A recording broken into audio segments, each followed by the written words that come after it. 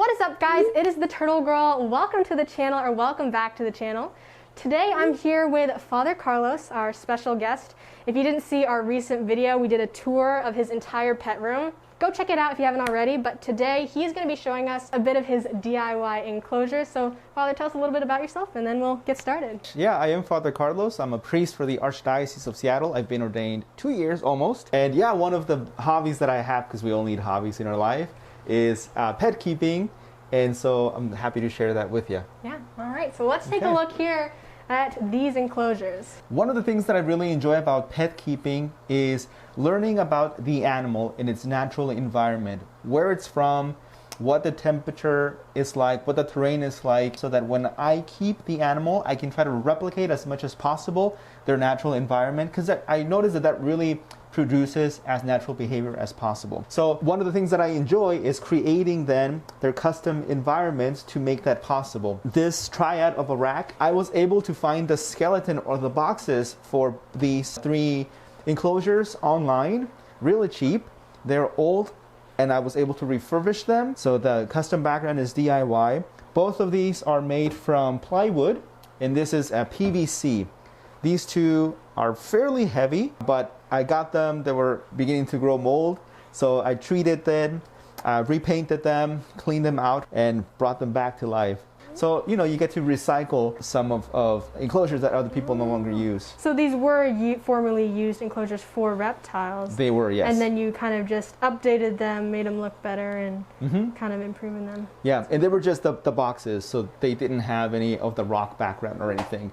So that's stuff that I went ahead and built based on the images and videos that I saw of these animals in their natural environment. So tell us a little bit about who's in here. Well, we already did a tour, but you can just quickly tell us who's in each enclosure. So this is a caramel coastal carpet python, wongai. They are found in forest areas with lots of terrain. They love to climb. They are a semi-arboreal species. They don't have UVB requirements. So lighting, I just used normal lighting that you would find at the stores that's for under counter lighting. In terms of heat, I do have a radiant heat panel on both of these actually, and it's important when you're using radiant heat panels or any type of heat panel to be able to monitor the temperature. So they are both connected and I can monitor how hot the hotspot is. And so does the heat is coming from the top, or is it this thing right here? The heat is coming from that little flat panel back there, which is actually cool because that also produces heat for the roach colony, so they can reproduce. That's where all of the little buggies go that get fed to the animals. And then the same principle in these 3 racks. So I try to utilize the energy as much as possible. So the heat, for example, that is being produced by the heat lamp for Jack, the bearded dragon, will actually come up, and this will create an even warmer spot so that Amaru, which is my boa constrictor imperator, can actually have, you know, greater heat radiant. And so you have just like a bunch of cork bark, and these are fake plants in here, but the ones up here are alive, yes? Yeah. So these are live plants. These are fake plants. I tried as much as possible to have real plants, but he just goes all over the place. And I tried. Those plants that you see up there on top of the fish tank, those were actually plants that I had in here, but yeah, they took a beating.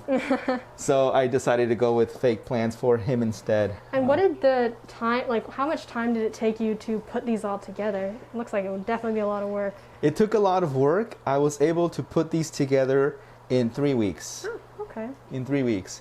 And the background itself is dry lock. It's made with grout, dry lock, expanding foam, and pieces of foam that I've cut and shaped to make the background.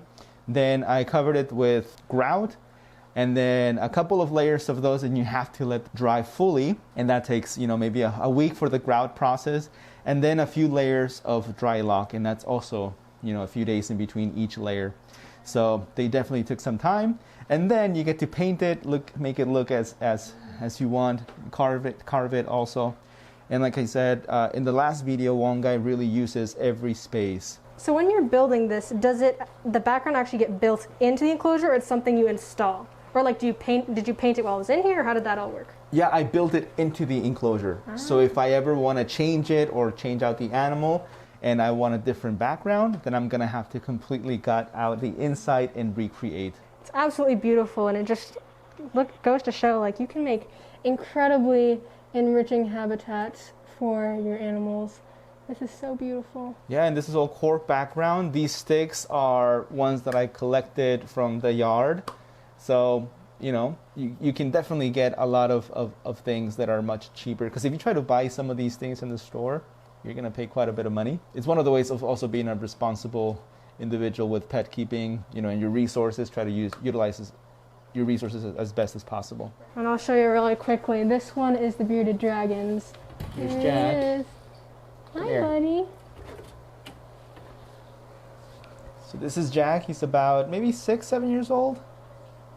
Oh, you're so nice. He's probably a favorite of the kids in the school here, huh? Oh yes. So he'll accompany me to go see the kids at our parish school. They like seeing him around.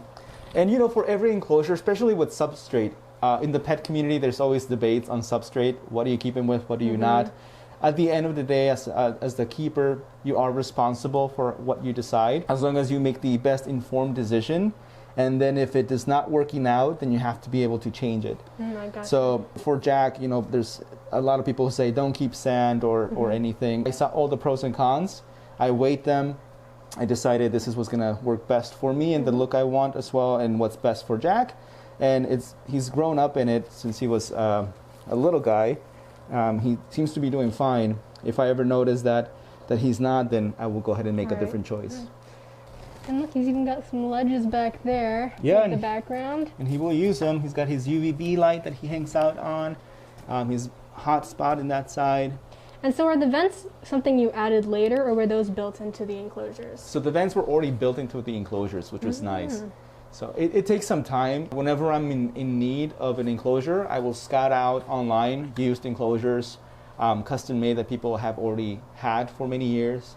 That's how I found all of these. Because if you try to buy something like this online, I mean, if you have the means, go for it, but it's going to cost you $400 to $600. For sure. Whereas if you buy used or even breaking down and can spend more time refurbishing, then a fraction of the cost. For sure. So how would you, if you could give us an estimate, I mean, these are definitely look at this, but if you could give us an estimate, how much would you say that you probably spent putting these together? In all of the three combined, I would say this is about $500. No way. You're kidding. Well, I mean, I'm sure that's a lot of hours, so that's your time as well, but that's insane. Which is, like I say, you got to use your resources well. For sure, for sure. Because otherwise, each one of these, if I was to try to buy one of these fully compact as it is, maybe it'll be $500 a piece. Yeah, I believe it. Because just the enclosure itself, you find some of them just gutted out, $200 each. And it's more a matter, I guess, too, of what you're investing, because you obviously put a lot of time into this versus someone who maybe their priorities are oh, well, I don't want to spend as much time, but I still want something that looks like this. Then you would spend the money to put something together like this. Let's go ahead and take a look at this one over here. Now, this one is definitely very interesting. So I always wanted a large paludarium, but again, those nice glass ones can cost you quite a bit. So this is my alternative. I took two big totes, plastic totes. I put one on top of the other, and I drilled holes on the sides and then siliconed them together so they're watertight. I cut a hole in the middle, got some plexiglass, added some hinges to it, and my little lock system, and created the base or the skeleton for what would later become my paludarium. And then the paludarium itself, it's a little tricky because silicone and foam doesn't really stick well to plastic. It took some time, and I noticed in the back it's kind of leaning down a little bit, so I did got to make some adjustments. But I put in some pots, which I drilled into the back, and then I covered it with the foam, let the foam establish, cut the foam, and then added more screws to tighten them up, because over time the silicone will fall off, and that's how I created the background, and that's how it stayed within the back. Gotcha. And then what's living in here? So living in here is my little colony of red-eyed tree frogs. One of my favorite animals from all times. I love them. They're iconic. I've been trying to breed them. It's not being very successful. But it's like my little piece of jungle. And then the vines here, and then these are live plants. So how'd you get those in there? The vines are actually rope. Really? So I got rope and I covered it in silicone and then dusted it with cocoa fiber, and it looks like vine. And I got that tip from Serpa Design, so thank you, Serpa Design. That was great. And then down here, what's living in the paludarium side in the bottom? Are these guppies? Guppies. So my sister had guppies for her kid, and then they lost interest. They didn't know what to do with them. They only had like 3 left over, and now... Wow, look at them. They've all reproduced. You've got probably... Oh gosh, yeah, a lot. I'll do water changes with the bottom. It's like a fish tank as well. It's got a filter. It's nice because it's ever evolving.